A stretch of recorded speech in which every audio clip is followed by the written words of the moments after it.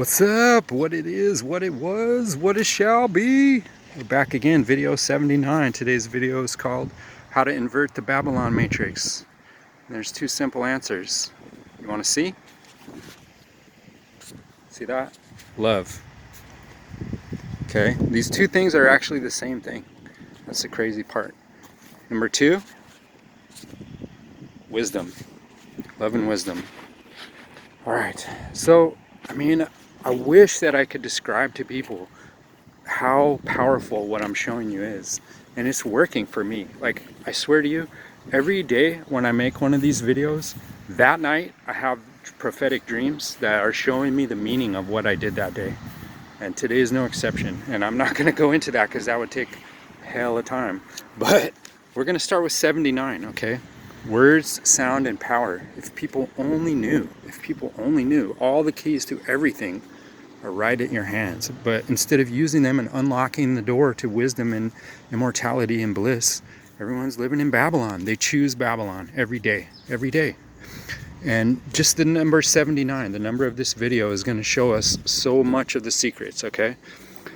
And this is all from the Torah, okay? Last video I did was on the tarot. T-A-R-O-T, right? But if you use those same letters, you can spell Torah, T-O-R-A. And the real word Torah has Tov, good, and Ra, evil. Just like last night we were looking at the sun and the moon. It's card number 7 and card number 8. The chariot is lunar from the sign of Cancer, and strength is solar from the sign of Leo, okay? Sun and the moon, day consciousness, night consciousness, amongst other things. But let's look at 79 and understand this number. And it so much connects to everything I was showing you yesterday. When I got up and started running these numbers, it blew me away. So check this out. Number 79. First word we have, Boaz. It means established in strength. And it's the name of one of the pillars of Solomon that the Freemasons counterfeit and use outside their butt sex temple to corrupt the sexual force. Okay, and we're gonna see it's all shown right here how there's two ways this thing can go. It can go to love or it can go to Babylon. You know, two sides of the same coin, the exact same dynamic, the exact same energy, the exact same symbolism and schematic can either create the Garden of Eden of bliss, love, immortality, total wisdom, or it can create a hell, slavery, Babylon of demonic fucking enslavement. Okay, so we got Boaz, right? It's outside Solomon's temple in what's called the portico or porch area is these two pillars, okay? So the word Be-Olamim or Be-Olam means on the porch or at the porch. So it's trippy how the word for Boaz, the pillar, which is located in the porch, and the word for porch and in the porch has the same number value. But you'll see, this is all no accident. This is a math language. Okay, so another meaning is Be-Megdol. So Megdol means, that's where we get Mary Magdalene, right? Who is the wife of Christ. But everyone says she's a whore. So see that duplicity there? See that two-sidedness? How the two different ways that this thing can go. In the fortress, right? In the fortress. So we talked about the Garden of Eden. Okay, so that's another one that's totaling 79. Gan Yahuwah, Garden of Jehovah, Garden of Yahweh. So that's the Garden of Eden, right? Who lives in there? Eve, the source of life, the bride of Christ. Who else lives in there? Delilah, the whore of Babylon.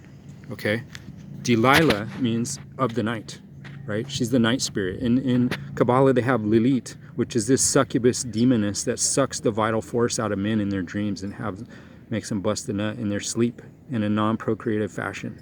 See, you're starting to understand what Freemasonry and all this stupid shit is about? Delilah. Okay, so if you look at the tarot card, there's two different ways. Number 8, the strength card. So number 1 way is the beautiful, graceful, gentle woman taming the beast, taming his vital lusts and his urges and his animal instincts. She tames them.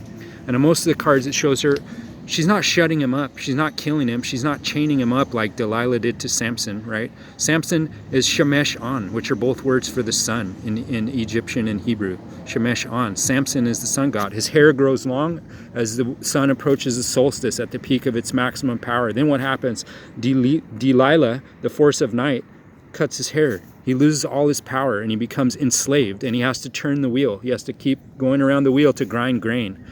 And he's turning the wheel, and he gets his eyes plucked out. That's his testicles. That's his sexual force. Delilah gets him, cuts his hair, enslaves him, and he gets his eyes plucked out. He gets his testicle force taken away. That's another word that sums to 79, is the word testimony. I forgot to write that one down, but testimony, right?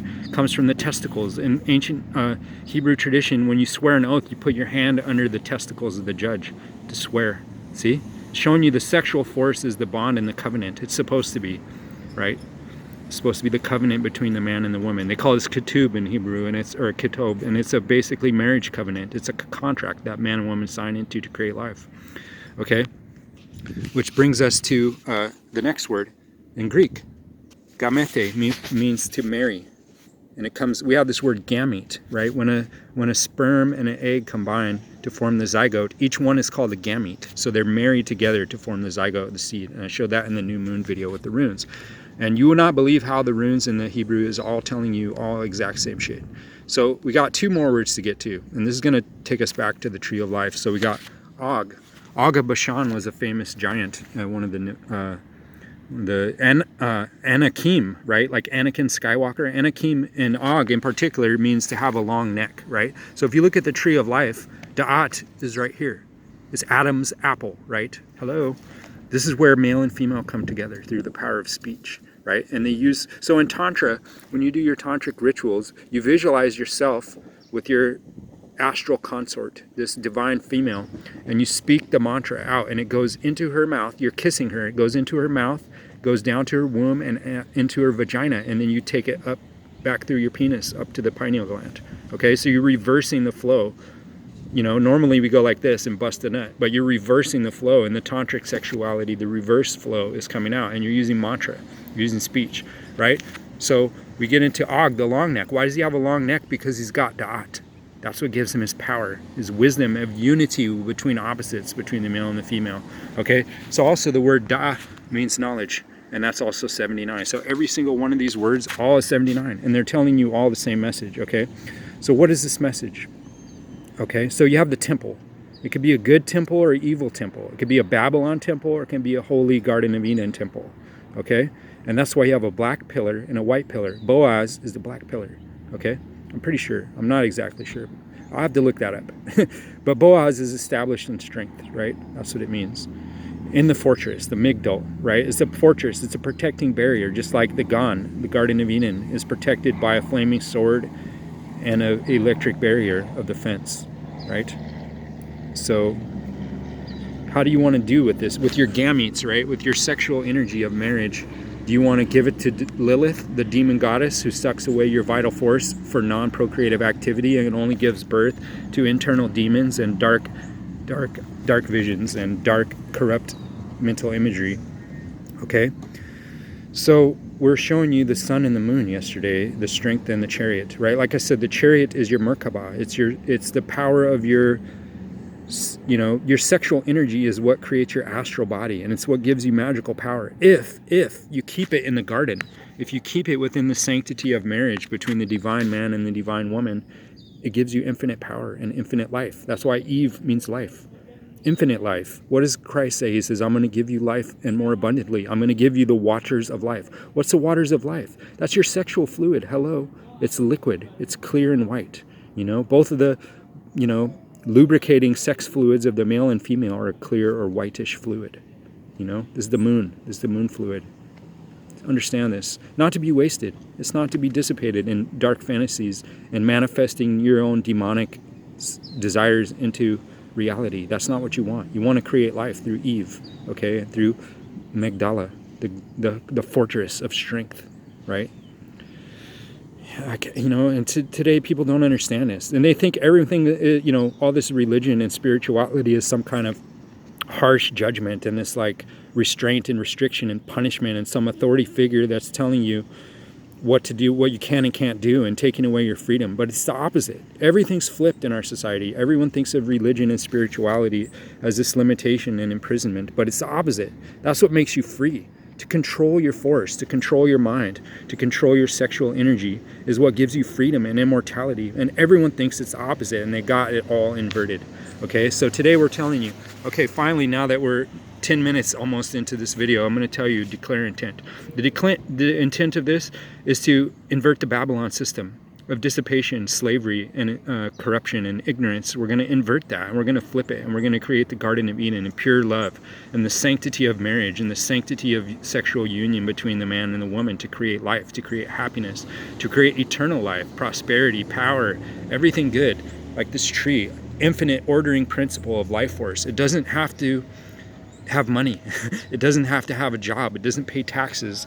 It just picks up the natural energy that's flowing through the environment and creates order and structure and growth and development and negentropic ordering principle. Okay, so how do we do that? It's all about you. It's what's in here. It's your mind. Okay, it's willfully importing the God, the divine ordering Father principle, willfully taking on his law, taking on his covenant, taking on his ordering wisdom and principles that brings into you common fucking sense, words, logic, reason, letters and words, the ordering principle, the logos, the solar logos, which is what Christ and all these things. It's not a real man, okay? It's not some guy, some Jewish guy, or it's not a white man in the clouds, okay?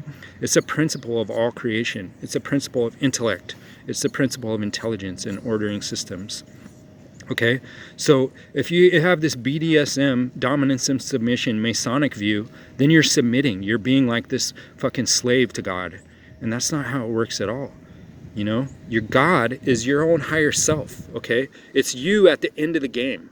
Okay, that's why Tantra is a form of time travel. It's connecting to your perfected self. And you get advice from it and you bring it down into yourself, right? It's like connecting to the future and the past. It's connecting. You know, people all talk about the inner child. Oh, your inner child and all this and that. Well, if you're doing Tantra, really, it's the ancestral force. What's the sexual force? It's what carries our ancestral energy out into our children and into the future, right? So it's time travel in that sense. And you're connecting to your higher self. You're connecting to the ancestors and to your progeny.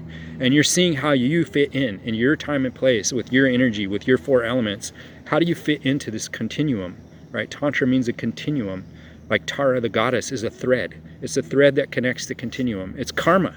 It is literally the embodiment of karma, which is what? Cause and effect.